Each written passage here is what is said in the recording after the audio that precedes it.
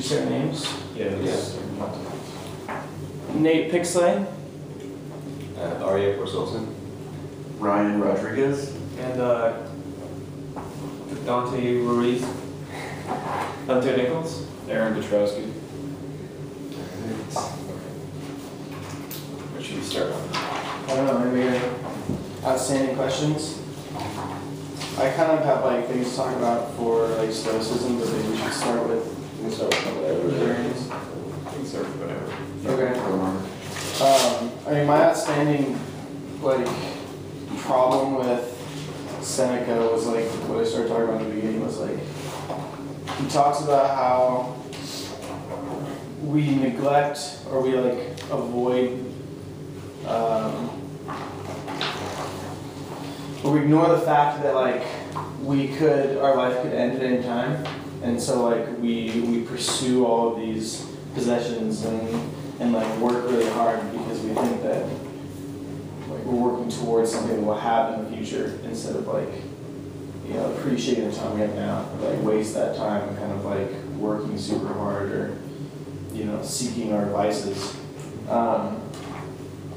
And I can respect that like point of view where it's like seize the day, live in the present, and like I think there's value to that. But he fails to discuss how he doesn't really elaborate on how we should live, I guess. And if he did, I didn't understand it because like the text is so abstract. Like his prose is really It makes like an interesting point about like death. And like he says, like it takes the whole of life to learn how to live, and it takes the whole of life to learn how to die. Mm-hmm. But like, don't you know how to die if you wanted to? Like, why would you need to like live your whole life to know like how to die or whatever?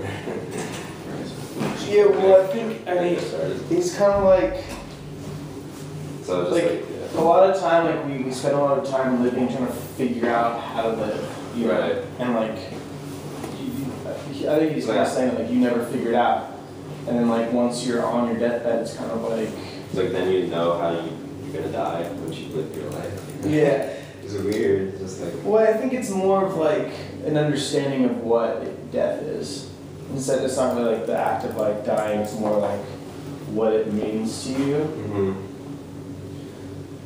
I don't know. I mean, it's hard to understand like what he's talking about half the time. He like bounces in and out of stories and like examples. But I mean, I was looking for more of like I understand where he's coming from, but I want to talk about what he thinks we should be doing. Like how, like, is there a metric to determine the amount of planning we do for the future? Or are we just living now all the time and like not worrying about the future? Like I forget where he said like the future is doubtful and like the present is brief and yeah, if it passes certain, the present time is short, the future is doubtful. Yeah. Yeah, it makes it interesting. But it's like I don't know, elaborate a little more on what we should be doing. Instead of I feel like there's just like a lack of his argument is incomplete.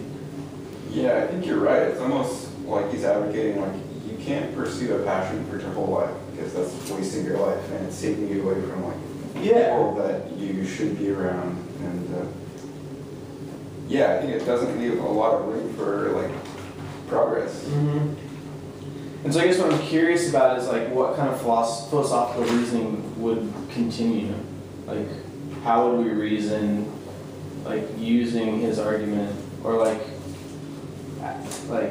to complement his argument, what kind of philosophical reasoning could we go through to like determine how to live our lives the way he suggests, like in the present?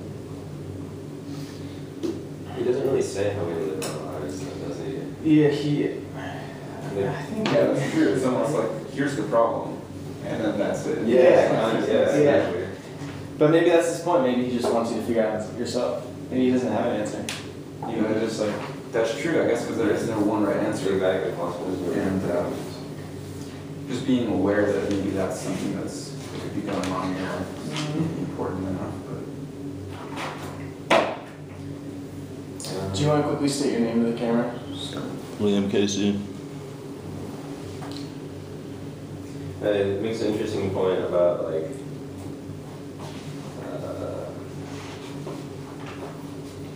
I guess like letting time go by, and he talks about how like someone that doesn't know or doesn't know what to do with their time, he says like they are restless because they are left with nothing to do, and they do not know how to dispose of their leisure, drag out the time. So just like Oh yeah, and they have a lot of time in their life, and they just don't know what to do with it. right. Like, They have all this free time, but they don't know what to do with it, and so then they just like yearn for the next like event that's supposed to happen. But does that kind of go against his idea that we shouldn't be worrying about what's going to happen next to us, or we shouldn't prepare for the future? Because doesn't he make that argument like we should just live in the present and not worry about what's... Well, right. So I think that's what he's saying is like some people they have free time and they don't know how to use it, right. and so then they're thinking about the future because they're like, well, I'm bored now, but what do I have to think about later? But Instead of being like, how can I enjoy my free time now? Yeah, when I was thinking, I was like, people just do like activities and hobbies and stuff to fill up their time, you know. And, But then it's like, I don't know, isn't that a good way to spend your current time? Is like doing stuff that you enjoy? yeah, exactly. It seemed unclear as to like what he thought is the proper way to spend your time. Yeah, he didn't say what to do with your time. He just like, alright, some people have a bunch of free time, they don't know what to do with it, and that's kind of like it. Yeah. But, did he also like say that? I think this was in the lecture on Wednesday. When we watched one thing, he said that we stress ourselves out too much because we're unprepared for the future. Yeah. And it's like in the reading right here, it kind of seems like you should just kind of forget about what's gonna happen to you in the future, just live your moment right now. But you shouldn't really like. I agree with the point, like we should prepare for what's gonna happen, and we should do things like what we're doing right now is gonna help us be in a better spot for the next day. Yeah. So that's That's a very good point. Yeah. So like I agree. It's like you could live your present day in like how he says, but I mean like you can't live without not worrying about what's gonna happen the next day. Right. Yeah, you're funny. He is kind of like contradicting himself. Like, don't stress about the future, but then in terms of not being angry, expect certain things in the future. And not to happen. Yeah. Or like expect the worst things to happen so that you're not surprised. So he's like telling you to contemplate on the future. Yeah, that's like one of his advices that he says, to be more pessimistic, to not be surprised by a certain event. Yeah. So, which I totally agree with. Yeah. Did anyone actually try the strategy in that video? Like sort of, like when the woman was in front of the camera, sort of like anticipating that the day is going to go horribly. It does kind of work, but it's hard to like convince yourself that it's all going to go bad. It's true. I mean, that was like they put a camera in my apartment. It's like, what I do. Not exactly. You brush your hair and talk to the camera? I brush my hair and then I talk about all the bad stuff that's going to happen. Yeah, I think the biggest thing that I'm going to take from that is like when I get on the road, I gotta expect traffic. yeah. Cause I don't, what is it about driving that like, it's just, I noticed this because like when I'm in the car driving, I'm always super reactive. But when I'm not driving, I'm always like, chill out. You know what I'm saying? Why are you freaking out so much? You know? And like I think about this, it's like, why are you freaking out? And it's like when you're in control of the car, you just like, I don't know, I guess because you're controlling this vehicle, you like have this power, you like feel like you should be able to go like wherever you want and like everything should happen how you want. And like when shit does, like people are driving stupid, you're like, Yeah, but you got what are you doing, you know? Yeah, like Seneca said, your time's being wasted. Yeah, exactly. But maybe, so then maybe you shouldn't be in a hurry to get anywhere, just enjoy your like time in the car, or like, I don't know. enjoy the time that you have. Yeah. But like one of my big questions was like, how do you go between like planning for the worst but also hoping for for the best? Like when it's too much like, because like if you're always expecting the worst, you kind of always in some way kind of bringing yourself down. Bring it down a little bit. Yeah. Negative vibes. Yeah. Yeah, I think there's like a balance between. I think there's like a difference between expecting the worst and not being surprised by things not going how you thought they would. Because like I think there's a difference between like going through your day and being like just thinking about the worst case scenario and everything, or going throughout your day like a little less reactive. Yeah. You know, you can just kind of like around every turn not be surprised by, you know, something you might not see. No expectations for what you might see like over the hill, you know. Yeah. But finding that balance is You said, can you say you can have like expectations for like your future and what you want to do, but not for like outside things that are going to be happening to you? Yeah, I guess so. What do you mean by that? Like Just outside like you have your own future expectations of what you want to do, but then you just don't have any reaction to like external things that are Oh, happening okay. to you. Like no control over. Just like everything else outside of you, like, you know, shit's gonna happen. Yeah. I mean, even still, you might be setting yourself up for some disappointment because, you know, if you're like expecting to be at a certain place in your life in 5 years, like with a career and family, and you're not at that time, like when you get there, you're not where you want it to be, you might be disappointed. True, It's kind of just like accepting things as they are, as they happen, and not like, I don't know, I guess it's the whole thing of like stoicism. It's like go with nature, you know, and you don't necessarily know what it's going to provide for you. You just kind of have to take it as it is every step of the way. It sounds so cliche, but like it makes a whole lot of sense. Yeah, I think there's definitely a fine line between just like accepting things as they come and like becoming a self-fulfilling prophecy. Like your negativity is just so strong that you know start causing bad things. Yeah, definitely a difference.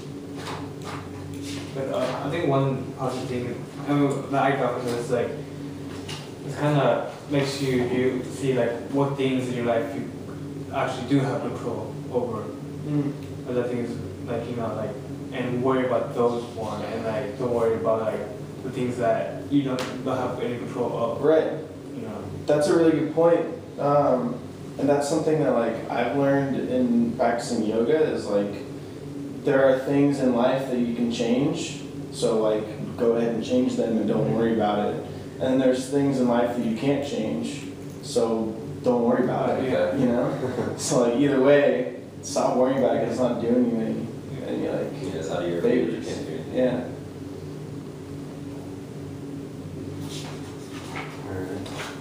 That was Seneca.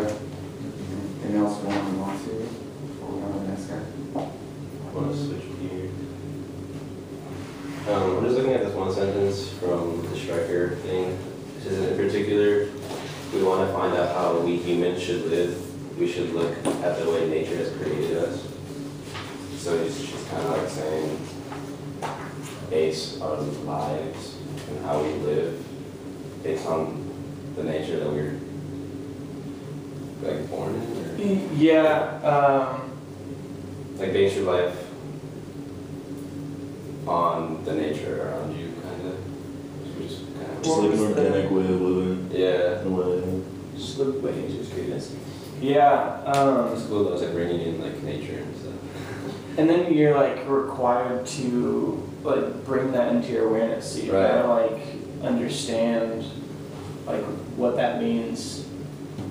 I think when we're talking about your own nature though. Oh, you're right. Like it's like trying to preserve and protect oneself by selecting the things that accord with one's own nature and rejecting and avoiding things that go against it. So I think it's like your own, like your desires and But look at ourselves first before looking at how other humans should live. There was one, I think it's kind of related in the same reading that I was having a lot of trouble like grasping, but I feel like there's like something here. So maybe I want to read this and you guys can like comment on it. it starts at the bottom of 75 and top 76. It says, whether a person will come to have the right conception of her final good, and hence the right sort of desire, depends upon her ability to reach the stage of reflection that will make her realize what really deserves to be called good. This is what she ought to desire, according to Stoics, not only because nature has provided her with reason, but also because it's both necessary and sufficient for a happy life. And so I was confused because this is what she ought to desire. So is she desiring the ability to realize, or does she desire the things that deserve to be called good?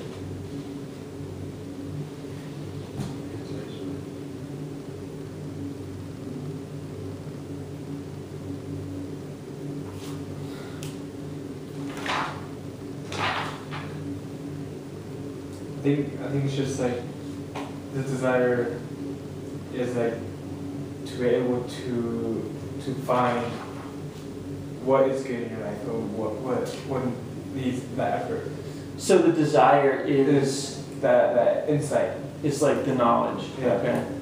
I think it's also the ability because it says because nature has provided her with reason. And like it sounds like talking about thinking, like something that like sort of like figuring out. I think it's Yeah, she should use that reason in order to come, like to reach that stage of reflection. Yeah, that makes sense. It's interesting because I noticed some like crossover there in like from like Aristotle, who believes that like it's the knowledge that like you need to understand what is good and bad. So there's like kind of a pattern of that. Like a lot of philosophers think that knowledge is an important aspect of being happy. You know. Yeah, wisdom has definitely been a theme. They almost stop mentioning it because it's almost taken for granted that you need that to reflect and figure out what the final good of your own life is going to be. Yeah, I think in this passage in particular, the two are sort of one and the same. Her conception of her final good and what ought to be thought of as good.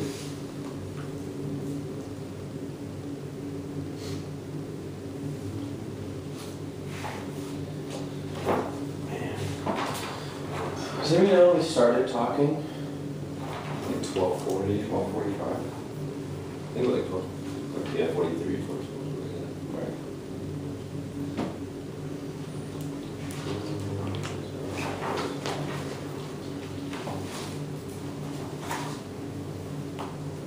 It's interesting going back to the Sonic 3, it's like the part of life we really live is small, for all the rest of existence is not life, merely time.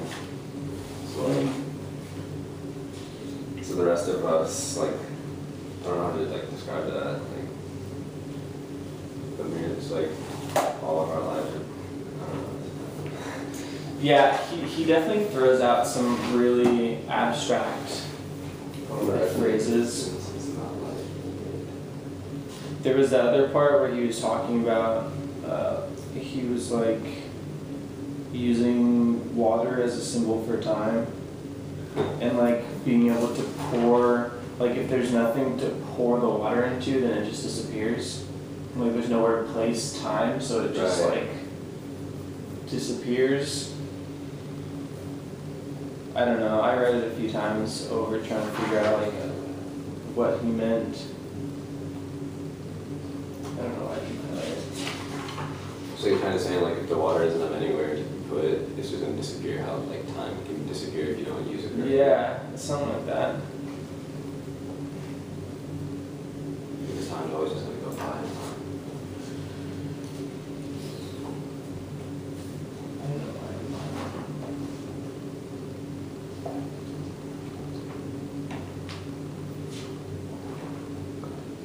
I thought it was funny how he like went on these rants of like questions. He'd be like, Some of these connections that he does when he's trying to like back up his like argument makes I don't understand them. Like where he's talking about it's on page 5. He's just saying talking about something, but he brings an example where he says, for what if you should think that man had a long voyage who had been caught by a fierce storm as soon as he left harbor, and swept hither and thither by a succession of winds that raged from different quarters, had been driven in a circle around the same course. Not much voyaging did he have, but much tossing about. I have no idea what he means by that. Like when you're reading like the stuff before it. Oh. Like I don't really know what he's saying. Like where's the connection? There's no reason for you to think that any man has lived long because he has gray hairs or wrinkles. So he's saying, and then he like shows, he says this story about like what if a guy had like sailed a long voyage and had lots of ups and downs, but the storm just like tossed him around and put him in circles, and so he hasn't really been places. He's just like experienced a lot of trouble. He hasn't like gone anywhere. He hasn't lived much. He's just kind of like, you know, been tossed around by the waves and like been thrown around by life instead of like actually going somewhere. That's actually pretty cool. I don't remember reading that. Okay, yeah, that actually makes a lot of sense.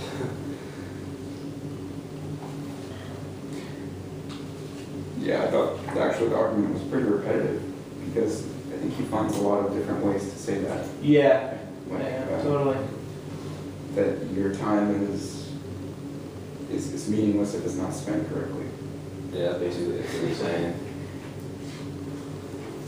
I think I remember in the video they said that Seneca was like sometimes like depressed to the point of suicide, and you definitely sense that reading. Like it reminds me of what depressed people say. They kind of they have this sort of perpetually negative outlook, and at least sometimes form like philosophies around it.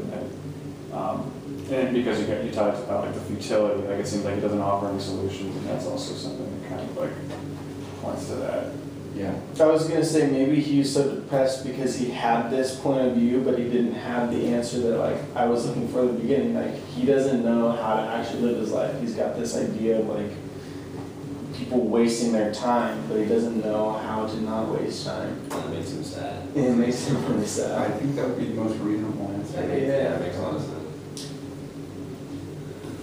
So does that make his philosophy like fallible? I don't. Because it didn't make him happy, did it? Well, I don't know. I mean, you can't really, even though it is difficult to understand like his metaphors, like it does ultimately. It seems like, you know, like when he said we focus too much on the future and we don't live enough in the present. I mean, you can't really argue with that assertion, like that it depresses the hell out of him so much. I mean, you can maybe say that. I don't know, it just seems like maybe he's kind of mentally ill, but like, I don't know, I don't feel like it makes it fallible. Like, I guess if you followed his reason, you can see like it makes sense. Yeah, I think it's unfair to say like, oh, this philosopher didn't have all the answers, so. Yeah, I mean, nobody has all the answers. Right, so we just brush it aside. So I think you're right, we do have to listen to what he is saying because it's definitely valid, but. I just think it's interesting that, like, I mean, Epicurean reasoning, like he has these like guidelines for a good life. He's got rules, and where it seems like Seneca, he doesn't really have a guideline or an outline of like how to live. Yeah, that's true. He just got a reason for being unhappy. It seemed like Epicurus was much happier. Yeah. Yeah, Epicurus is a lot more happy. And that's kind of what I'm saying, is like because he had it figured out, like he had like a reason, or he Yeah, had like 3 like, points of yeah, happy, like friends. he had a reason to be happy, whereas Family. Seneca had a reason to be unhappy. That's a really good point.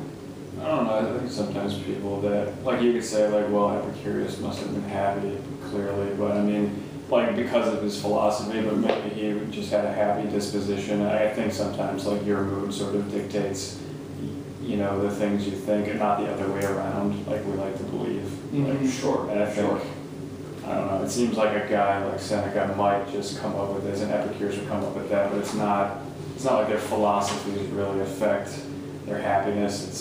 It's almost like their level of happiness affects, like, determines how the philosophy sounds. Sure. That's true. We can't confuse cause and effect, but it still just kind of seems like it's more reasonable that to think if someone has like a reason to be happy, like he thinks about how he should be happy, and like if he pursues those things, then he's more likely to be happy than thinking about how people are unhappy and like thinking about that. Like it just seems like if you focus more on like what makes you unhappy and not what's making you happy, it kind of goes back to that guy who was like not interested in anything, right? Yeah. You know, and eventually you have to have something to be happy about to be happy. Because something has to please you. If their philosophies were born of their personalities, then I guess in both cases they followed their own nature and were maybe gratified and happy in their own ways. That's a really good point. Maybe not happy, but satisfied. That's an interesting point, because like maybe that was just Seneca's nature was to be pessimistic. Yeah. And Yeah, following pessimism. nature makes you happy, then Yeah, Yeah. pessimism and optimism are equally valid philosophies. totally. Well, was it that following your nature is causes happiness, or was it that it's good? Yeah, That's good. yeah, I guess that's good. So they're both good. I'm sure that was great consolation to Seneca. You want to kill yourself, but you're good. Yeah. What are we looking at now? We got like 6 minutes. We should get one more topic in.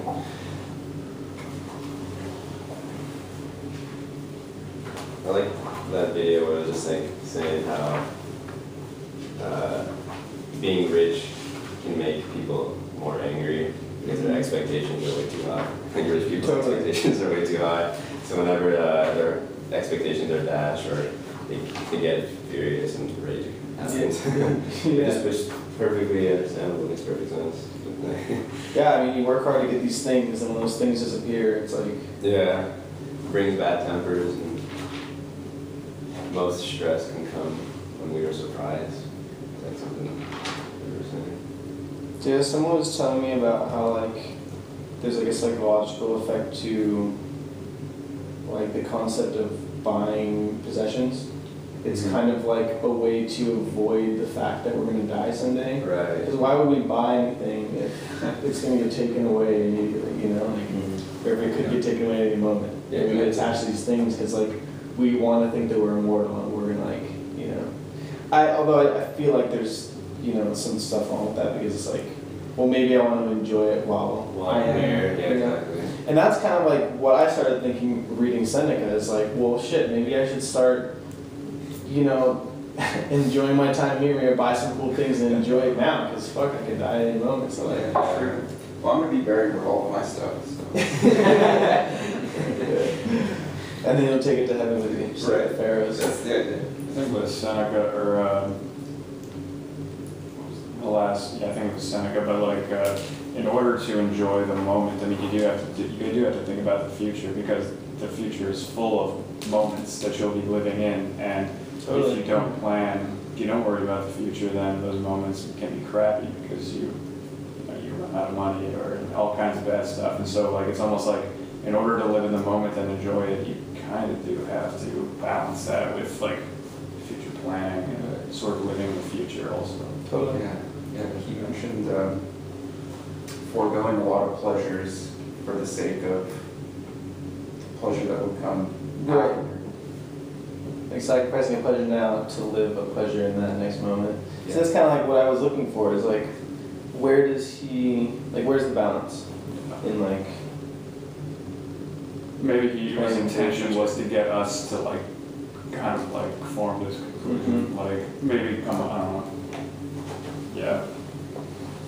Maybe he felt like it was almost implied, like he didn't have to say it in his work, like that we would just sort of take it, not assuming that, 2,000 years later, people